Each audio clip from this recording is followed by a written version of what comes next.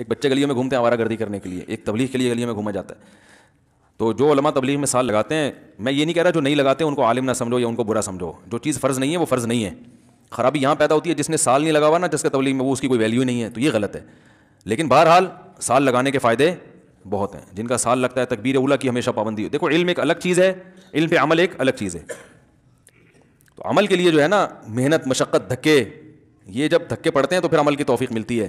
علم تو مرزا غلام احمد قادیانی کے پاس بھی بہت تھا, شیطان کے پاس بھی ٹھیک ٹھاک علم ہے, پتہ ہے آپ کو, کیونکہ شیطان کو جس کو گمراہ کرنا ہوتا ہے نا اسی سیٹنگ پہ لا کے اس کو پتہ ہوتا ہے کہ اس کے پاس نالج کیا ہے, اس کو کون سی نالج سے برباد کرنا ہے.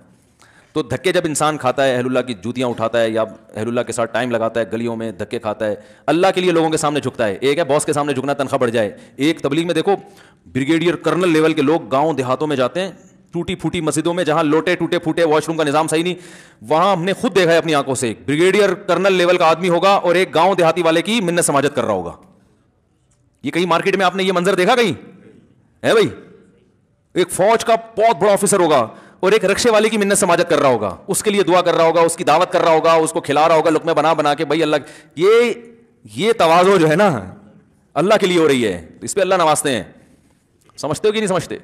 تو اس لیے سال لگانا چاہیے, اس کے بڑے فائدے ہیں. اللہ تعالیٰ عمل کی توفیق عطا فرمائے. سبحانک اللہم و بحمدک نشہد ان لا الہ الا انت نستغفرک و نتوب